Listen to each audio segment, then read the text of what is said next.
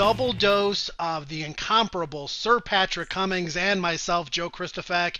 On behalf of AmWestEntertainment.com and AmWager.com, it's night 9 of 11 of the Dubai World Cup Carnival. And Pat, the Thursdays are now in our rear view mirror, but 3 Saturdays on tap. This Saturday, March the 1st, followed by Super Saturday, and 3 weeks later, the granddaddy of them all, Dubai World Cup night. It is, Joe. I can't wait. Already excited. This coming Saturday, the last day of the Carnival in its more relaxed phase, if you will. I mean, there are only 10 nights of the Carnival, but it just feels a lot different when you get into Super Saturday. It's an all-stakes card. Everybody's prepping for World Cup Day. And then, of course, the big one, in fact, the $27 million Dubai World Cup program. Can't wait. It's going to be exciting, and the entire carnival leading up has been phenomenal, and you can get all the information you need on the Dubai World Cup Carnival at AmWestEntertainment.com. The Dubai Racing Comprehensive is there for download, free pass performances on a weekly basis, valuable track and statistics which can help you with your handicapping, as can Pat Cummings' analysis and selections in great detail on the website, live video for all the racing programs as well. Pat, we mentioned Saturday, March the 1st, this coming Saturday, post time 9:45 a.m. 6 thoroughbred races. We'll dive into that in just a moment. Super Saturday, March 8th, earlier post time of 8:10 a.m. Eastern Time, and Dubai World Cup Day, Saturday, March 29th. As you mentioned, $27 million in purses. 9:10 a.m. Eastern Time will be the first post. And Pat, you've been involved in a lot of the race chats that we've done in the past. In addition to the live video on the AmWestEntertainment.com website, we're going to have a live chat where fans can interact with the host, including myself and yourself, on Super Saturday. World Cup Day will have a plethora of analysis as well, and it's very, very solid when it comes to camaraderie and information. Yeah, it's a great place. You can come, you can ask your questions, get more of an immediate reaction to our thoughts after these races. It's funny, I write a weekly piece after that normally comes out on the weekend of what we learned from each particular carnival night. And it is tough. You know, sometimes your immediate reaction is a very good one, but you don't have that same feeling 2-3 days later when you put that together. So we'll get that immediate reaction, how I think things will shake up and set up for the big night, the Dubai World Cup. The pools are a lot bigger as you get into Super Saturday and then into the World Cup night. So really, this is a great time to kind of get tied on for that massive day that looms coming up at the end of March. And no sign-up is required for these chats. Are absolutely free, courtesy of AmWestEntertainment.com and AmWager.com. And Pat, speaking of free, each and every week of the carnival leading up to Super Saturday, free pass performances at Timeform US. They put all these horses on a global scale, which makes them easier to compare and contrast. Also very tablet friendly, a new innovation in past performances. So if you haven't done so yet, check out timeformus.com. Pat, Saturday, featured race, 5th event, $200,000 Nat Al Sheba Trophy. It's a Group 3. It is a turf marathon, 2,810 meters on grass, and I'm out of breath just saying that. Before we get to the feature, though, we've got some other business to take care of. Let's start our Saturday action preview with race number 2, a 1,400-meter all-weather handicap with an overflow field on the program, Pat. This is a ridiculously wide-open race. Number 1 freewheeling tabbed as your lukewarm 7-2 morning line favorite. He's run well on the Tapeta in the past, Joe, and I think that race is going to stick out on his form. He is now top weight. Sylvester de Souza gets the mount, so I think there are some questions there. Tamar Kuz, number 2, he's drawn on the inside. He disappointed us early in the carnival, and he'll be equipped with some headgear for the first time on Saturday. Overall, though, look, you've got 14 in here, and I really don't think there are too many actual win chances. Now, last week, we had an interesting race where I think the exact returned 513 to 1. That was between Avon Pearl and Van Rooney, with another long shot, Ocean Tempest, in third in the trifecta. Let's go back and take a look at that race, because there's a horse I want to particularly highlight, and that horse, going back to this race from February 20th, the horse I want to highlight first is Katuma, who is owned by the Saudi royal family of King Abdullah bin Abdulaziz and Sons. He's got the white silks here with the green cap, does Katuma, she is a filly in this field, or really a 5-year-old mare. We're also going to highlight 2 horses that run into the frame, Ocean Tempest and Van Rooney. Start with Van Rooney. who's kind of behind Ocean Tempest, and Ocean Tempest just in front in the yellow cap. Van Rooney is behind.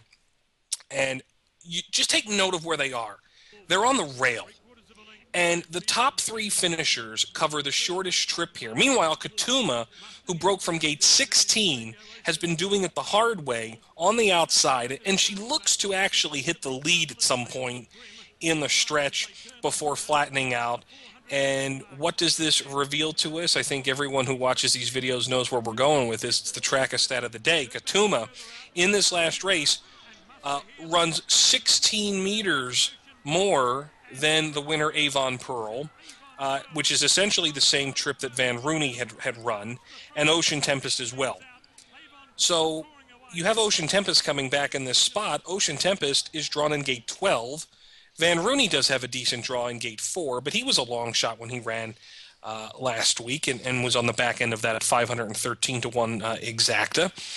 I think Katuma showed that A, she gets over the surface, B, she can handle this competition, C, she seems progressive enough that with a better trip, she can win here.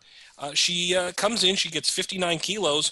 I went so far, Joe, as to make her the Amwager value play of the day at what I think will be somewhere around that 10 to 1 mark. I must say, Pat, and that's a really good assessment, and I agree with you. I think this horse has a big chance. Avon Pearl is a long shot winner of that race. That was one of the best rides of the meet, slaloming through an amazing amount of traffic. If you watch that race, you'll see with an eighth of a mile to go, this horse looks like is bottled up, has absolutely no chance, and somehow finds her way through there to get the job done. So Avon Pearl will be interesting to see if that horse returns at the Carnival or elsewhere and how well that horse performs. Pat, let's tackle another very contentious race 4. It's a 1 mile handicap on the Tapeta. 8 horses entered, every one of them, in my opinion, with a fighting chance. Capital Attraction is a slight 3 to 1 morning line favorite, and the Iron Horse, Disaleader, making his 5th start of the Carnival. You jumping back on that train, buddy? I am, Joe. I'm a sucker for Disaleader. I love this horse. I love the Mauritians who come to the website. Christophe Soumillon gets on for the first time. And it's only a function of the fact that Johnny Giroud's had to go back to Mauritius, and he has riding responsibilities there. And so the stable's top jockey gets the mountain here for the first time. Johnny has been on forever. This is the easiest spot that this horse has found and is going to have pace to run at, and finally seems set up to get a good trip. Remember, a couple starts ago, this horse was drawn in 16, had to clear over from the outside. Disaleader, drawn on the rail, in a short field of 8, Joe, to me, Capital Attractions run very credibly. Mufar has run well in the past, but Captain Joy, Energizer is the horse that ran off on the second night of the Carnival. I mean, he opened up a gap of 16 lengths or something. Rebel Song is speed 2. So I think this is going to be a perfect time for Disaleader. This is the field. This is the trip. And no disrespect to Johnny, but Christophe getting on board can't hurt this horse either. Johnny's champion jockey in Mauritius, but Christophe certainly very respectable as well. Everything kind of fits, I think, for Disaleader to finally get the job done. And he will be a square price, and I think he's got as good a chance as anybody. But in that race, Pat, the all ball will be my friend. More on that a little bit later. The featured 5th race is the Group 3 Not Al Sheba 4 Turf Marathoners. Cavalryman is a class of the field and thus a 7 to 2 morning line favorite, Pat, but he hasn't raced since August, and he's facing several talented rivals who are currently in really good form. Yeah, I would say he's the local class of the field. He's been okay in Europe, certainly. He's won some good races there. He is an 8-year-old, and sometimes these stayers do their best running with age. He was the first up last year. He ran 3rd in the Dubai City of Gold on Super Saturday, and then was a winner in the Dubai Gold Cup. It's worth noting that in the history of the Nat Al Sheba Trophy and the Dubai Gold Cup, that's the 3,200-meter 2-mile race on World Cup night, the race has always been run and won by a Godolphin-trained horse. Saeed bin Saror, Mahmoud Al-Zaruni, those were the only trainers who have ever won these races. Now, this will be the 4th renewal of this race. It's Group 3 status now. I just question if we're going to get everything out of Cavalryman in this first up effort. They knew he won the big $1 million race here on World Cup night. History has shown us that the Godolphin runners have done very well here. I do question that. We probably should go back and take a look at a race where a couple of these are coming out of it. We have this is the 2,810-meter run a couple weeks ago here at Maidan. We'll highlight 3 horses that are in here. Certeric, who is on the inside, green with a black striped cap. He'll kind of work his way through the field. On the far outside, Star Empire, who bears out in the stretch here. And then Ralston Road, who's in last right now on the black silks with the yellow sleeves. He's drawn on the reserve list this week, so if there's a scratch, he could get into it. We play it out. Certeric has been incredibly consistent this carnival, Joe. We've talked about him in the past. It seems like if we like him, he wins. If we don't, we've missed him a couple times. But Star Empire always runs a good race. He's going to need some speed. Ralston Road closed from well out the back here in a race that was run relatively standard to par. All of these horses are well within range. I think you could see 8 or 9 of them near the finish. The horse I end up siding with is number 11, Simonon. This is really a back class horse. He's really kind of been butting heads with some of the best. 4th in the Melbourne Cup, beaten just 2 lengths. He ran in the Japan Cup and was only beaten about 4 lengths there. Then he went over to Hong Kong to contest the Hong Kong Vase, where he was just behind Winter Dominant and the Fugue. But this is a horse who's done his best running over longer distances. I actually think Simonon is overall the highest class runner in the field. And so I am siding with him on level weights, getting a bit of extra ground. So Simonon for me to upset the local home team. Yeah, it should be an interesting renewal of the feature, and we'll see, obviously, how that plays out and how it plays out moving forward as well. Pat, the finale for Saturday is a 10-furlong turf handicap. 3-1 morning line favorite Shen Shaowei, who you tabbed 2 weeks ago. Horse won smartly on the poly track, returns to the grass for this. Yeah, liked him in the move. I thought he was definitely going to improve in that second up effort. And Mike Dukakis said this week that he actually thinks Shaowei is better on the grass. That is a fascinating proposition. He's a fairly young horse. He's just a late 4-year-old gelding, South African bred. What they do with him on World Cup night, if they can get him there, if he wins this race, that will be fascinating, Joe. If he has a chance to run on World Cup night. I'm not quite sure if that's going to happen or not, but he has back class from South Africa. Some of the horses he's run against there are good. You have to ask yourself a question, though, in this race. Do you prefer Shaowei or Saxo Jack? Saxo Jack was a winner, second up at the Carnival. Shaowei was a winner, second up. Whose win do you rate more highly? I prefer Shaowei here. I really like this horse. You have to question a couple others. Start Right, who's run very well. He was second behind Elaval, but he hasn't won since 2010. He won back-to-back races over 9 days in 2010, and number 10, Start Right, has not won since. You have to question that. I sided with Shaowei. I really like this horse. Very progressive. The Dukak team has done a fantastic job with him. I think he moves forward again. Shaowei making him the Amwager best bet of the day on Saturday. Well, Pat, one horse that you didn't mention that intrigues me a little bit is Tarbawi. He's just 1 for 17. He's 0 for 8 on turf, but to me he happens to be a better horse than maybe his record would indicate. Do you give him any sort of a chance here? He's a different horse on grass. There is no argument there, Joe. He won his maiden race just this year or this season in Dubai on the Tapeta, and he went from go to woe on the front end with Audrey de Vries. Interesting to note he does have an inside draw here and probably will show some speed. I always feel like he's been slightly outclassed. So whenever he's run on the Tapeta, he just hasn't been at his best. Now getting on the turf, he's been competitive in some of these other races. This is just a handicap, but it is a high-rated handicap. And is he more within range? Yes. Cannot toss him out entirely, but that 1 for 17 record does concern me a little bit, considering that one just came just a couple months ago. All right, so that's an in-depth look at race number 6. We're going to get all of Pat Cummings' selections for the program in just a minute, but first, again, we have a Derby Wars free contest coming up on Saturday. We've done them throughout the Dubai World Cup Carnival. $150 up for grabs. Absolutely free to get in. Limited to 150 players, and they fill up fast, so make sure you jump on board as soon as that game is released. HorseRacingNation.com is the place to be if you love the game of horse racing. It It is very social, great camaraderie, and a great website to find all the information you need. You can follow them on Facebook and Twitter as well. Pat Cummings, it's time for the drum roll. Cue it. There we go. Bam.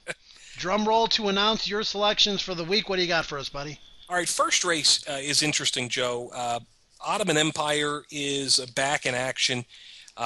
He's 7-5 on the morning line. He deserves to be the favorite here. It's a very small field. I'm not a big fan of Mick Dom. It is worth noting, I mean, Plantagenet's run very well in that race, and I'm just going to throw out just an ancillary long shot. Samurai Sword was ridden just ridiculously incorrectly last time. That was strange. How did he end up on the lead? It made know. no sense. They put cheek pieces on him in that race. I thought maybe it just made him a little more focused and forwardly placed. He was a horse who had been closing. It's a weird race. Here's the reason I've gone with Ottoman Empire. Richard Mullen is the king of judging the pace in these small races, and he will take advantage of it. I think Ottoman Empire is the horse. He tends to need to get bustled along at the start, but Ottoman Empire for me in the first. Katuma in the second. I'm taking a shot with Take 10 in the third race for a variety of reasons. We'll get to that in a second when we talk about the bankroll. Diesel Leader, Simonon, and Senshawez. Those are my on-top selections. What about your spot plays? Well, we're going to go with three horses, three different races here. Race number one, you went with Ottoman Empire. I think the main threat is Plantagenet, who you mentioned. I like his chances off an improved third behind Elaval last week. I think he'll take a step forward, and I think this is an easier race.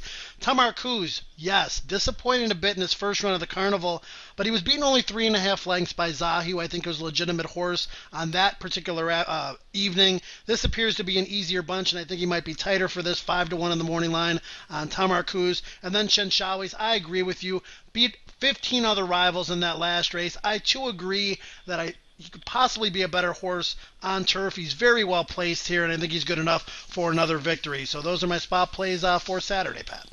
All right, good man. Let's get into the Bankroll Challenge. And I want to note here, Joe, I'm going to change this one on the fly for you. But in that second race on the Bankroll Challenge, Katuma, I'm going to put 50 to win on Katuma. I was going to spread it out, win place. I'm going to do 50 to win on Katuma at what I think is going to be a square price. Even as we talked about it here a little more, I got a little stronger on that. 50 to win on Katuma in race 2. In the third race, 20 to win on number 8, Take 10. Low weight in the field, drawn. I don't think the draw matters, but this is not a breakneck field. Duck Scholar could improve. Kavanaugh could improve. I get that. Take 10 to me ran a decent race here first up. I'm going with Take 10 with a good weighting and a good price, and then 30 to win on Diesel Leader in the fourth. Last chime, he's probably going to run this Carnival. Maybe he runs in the Godolphin Mile, but I have to give the old boy a shot here once again. I think when they finally turn Diesel Leader out, it should be in your backyard, Pat Cummings. We'll see. All right, good stuff. But what's wrong with this picture? You've got 3 win bets on 3 horses, and I've got a $48 pick 3. We'll get to that in just a moment. First, I'm going to go $12 to win on number 5, Plantagenet, in race number 1 to kick things off. 5 to win, 15 to place on Tamar Kuz in race number 2. A little bit conservative with that wager, but I think he will run big. And here's where I get a little less conservative, Pat. A $1 pick 3. Race number 4, we're going to go all in that leg. A completely wide open race. I think anyone can win, and I'm looking for a price. Then we're going to go with Cavalryman, Satiric, and Star Empire in the 5th, and Senshawez and Tarbawi in the finale. I think that's a pretty well-constructed ticket. Hopefully, the risk will be worth the potential reward on a $48 play, and then swinging right back with 20 to 1 on Senshawez, hoping to potentially at least triple my money in the finale. So, yeah, I really like the bankroll plays this week. Hopefully, we can get back over that break-even mark leading into Super Saturday and or the World Cup. And I'll tell you what, Joe, if I have a horse that I really do like, and I'm really hoping he comes back in the Mahab al-Shamal next week on Super Saturday, because I think I'm really gonna go deep with him if everything pans out and he makes the frame and gets a good draw. So I'm really looking forward to going after one horse that I thought ran really well when he made his debut at Maidan earlier this year. So hopefully we'll get to reveal that next week. All the more reason to watch the Super Saturday video and join us in the chat too. And Pat, I think what we should do maybe is up the ante and give ourselves a $200 bankroll for Super Saturday and World Cup Day, because you said the handle's going to be bigger. You know our handle's going to be bigger. Let's go for it. Yeah, I'll be increasing my personal plays as well. I mean, it's not just what goes into the bankroll, but it's right on. A little more there as well. Yeah, I'm with you. Exactly. Okay, and you can follow Pat and I on Twitter.